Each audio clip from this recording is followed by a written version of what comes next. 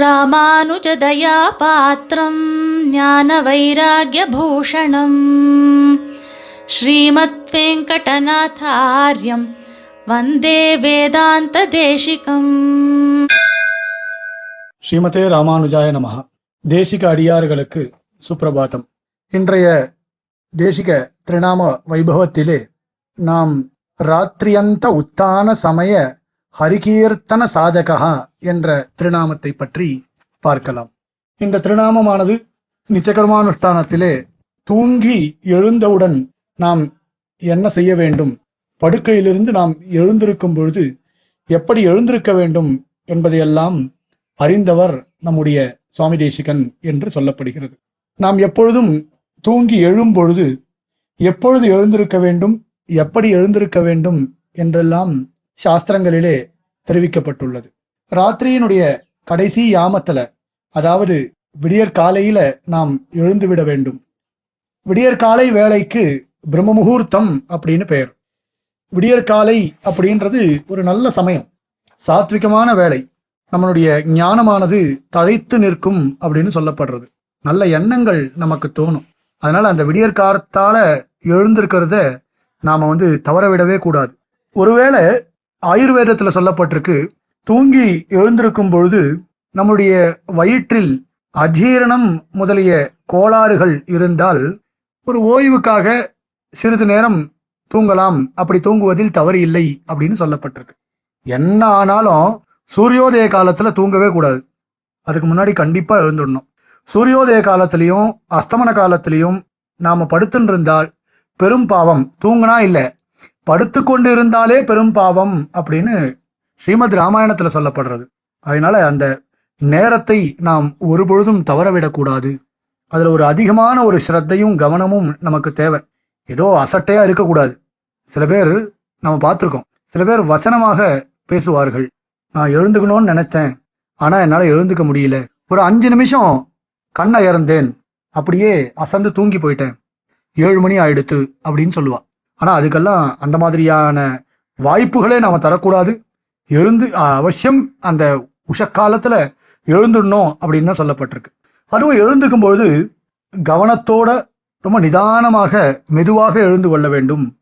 ஒரு பரபரப்பா எதையாவது உருட்டிண்டு பெரட்டிண்டு தள்ளிண்டு அப்படிலாம் எழுந்துக்கவே கூடாது. எப்படி ராத்திரி படுத்துக்கும் பொழுது எம்பெருமானை நினைத்து கொண்டே படுத்துக்கிறோம், அப்படியே தூங்குறோம். காலத்தால எழுந்துக்கும் பொழுதும் அப்படியே பகவானை நினைத்து கொண்டே எழுந்துக்கணும். அப்போ அந்த மாதிரி நாம பண்ணோம்னா, நாம தூங்கும் பொழுது நம்முடைய மனசுக்குள்ளேயே எம்பெருமான் எழுந்தருளி இருக்கான். அப்படி நாம ஒருவேளை டக்குன்னு, அதாவது சடக்குன்னு படுக்கையிலேருந்து நாம எழுந்துட்டோம்னா, வெகு விரைவாக படுக்கையிலிருந்து நாம எழுந்தோம்னா, துள்ளி குதித்து ஓடினால் அந்த உள்ள இருக்கக்கூடிய அந்த பகவானுடைய கதி என்ன ஆறுது, அவனுக்கு எப்படி இருக்கும்? ஆகையினால நாம மெதுவா தான் எழுந்துக்கணும் அப்படின்னு சொல்லப்பட்டிருக்கு. ரொம்ப மெதுவா எழுந்துக்கும் பொழுது சுவாமி தேசிகன் இந்த திருநாம வைபவத்தின் மூலமாக நாம் புரிஞ்சு கொள்ள வேண்டியது இதுதான். எழுந்துக்கும் பொழுது அருகி அருகின்னு அப்படி சொல்லிண்டே எழுந்துக்கணும். ராத்திரியின் முடிவில் எழுந்திருக்கும் சமயத்தில் ஹரிகீர்த்தனத்தை செய்ய வேண்டும் என்று சாதித்தவர் அப்படின்னு இந்த திருநாமத்தினுடைய அர்த்தமாகவே சொல்லப்படுறது. எம்பெருமானான ஸ்ரீஹரிய நினைத்து கொண்டே எழ வேண்டும். 7 முறை அருகி அருகி அருகி அருகின்னு சொல்லணும். அதுவும் ரொம்ப உறக்கமா சொல்லணும்னு சொல்லப்பட்டிருக்கு. பக்கத்துல இருக்கவாளுடைய காதுல விழணும் நாம சொல்றது. ஏன்னா நாம இந்த திவ்யமான திருநாமத்தை உச்சரிப்பதன் மூலமாக இந்த ஹரிநாமத்தை நாம் சங்கீர்த்தனம் பண்ணும் பொழுது அருகில் இருப்பவர்களும் அந்த ஹரிநாமத்தை கேட்டால் அவர்களுடைய பாபமானது தொலையும் அப்படின்னு சொல்லப்பட்டிருக்கு.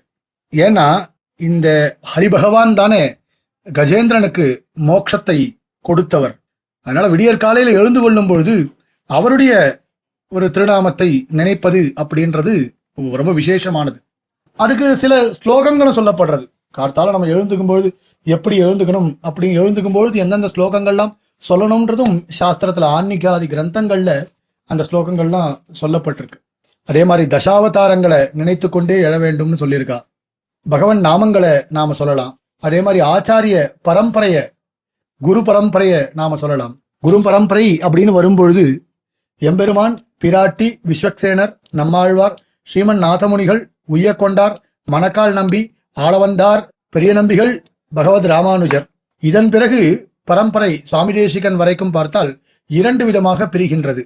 ஒன்னு உபயவேதாந்த பரம்பரை, ஒன்னு ரகசிய பரம்பரை. ஒன்னு உபயவேதாந்த பரம்பரை அப்படின்னு பார்த்தால் எம்பெருமானுக்கு பிறகு திருக்குறுகை பிரான் பிள்ளான், எங்களாழ்வார், நடாதூர் அம்மாள், அப்புள்ளார், சுவாமி தேசிகன்.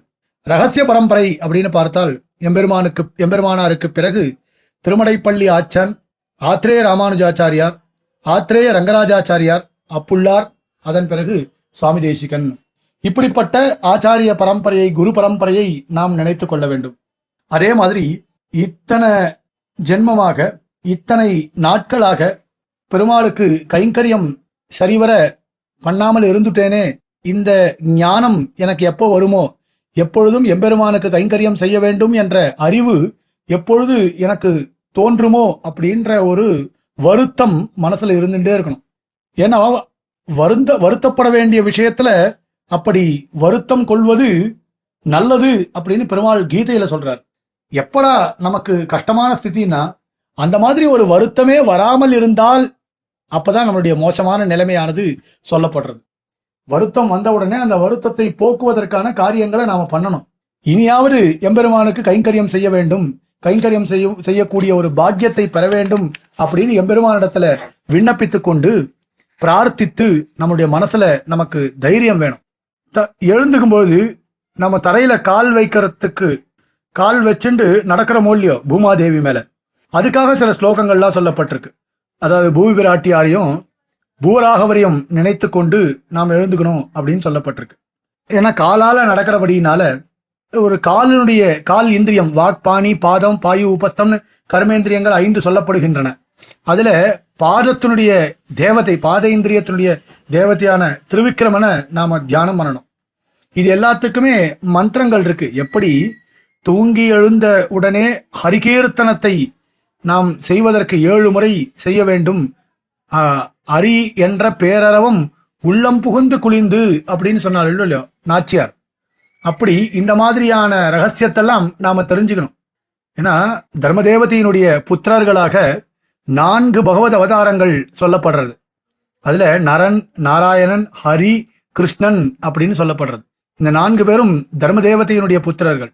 அதுல 3ஆவதாக இருக்கக்கூடிய ஹரி அவதாரமே இந்த இடத்துல நம்மால் ஸ்மரிக்கப்படுபவர். பின்மால வேளையில நம்மால் அனுசந்திக்கப்படக்கூடிய ஒரு திருநாமம் இந்த ஹரின்ற திருநாமம். இது ஒரு சம்பிரதாய ரகசியம். இந்த சம்பிரதாய ரகசியத்தையும் சுவாமி தேசிகன் பல இடங்கள்ல, பல கிரந்தங்கள்ல காட்டி அருளுகிறார். அதனால தூங்கி எழுந்தவுடனே நாம் செய்ய வேண்டிய காரியங்கள் என்னென்ன இருக்கு அப்படின்றத நாம பார்த்தோம். இதுக்காக சொல்ல வேண்டிய ஸ்லோகங்கள் கூட இருக்கு.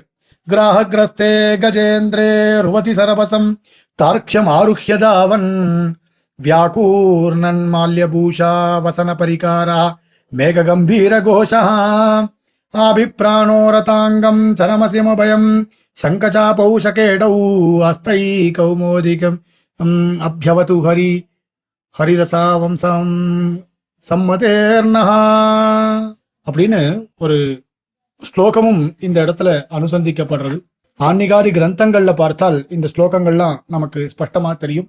சுவாமி தேசிகனும் பல இடங்கள்ல இவைகளை காண்பித்திருக்கிறார்.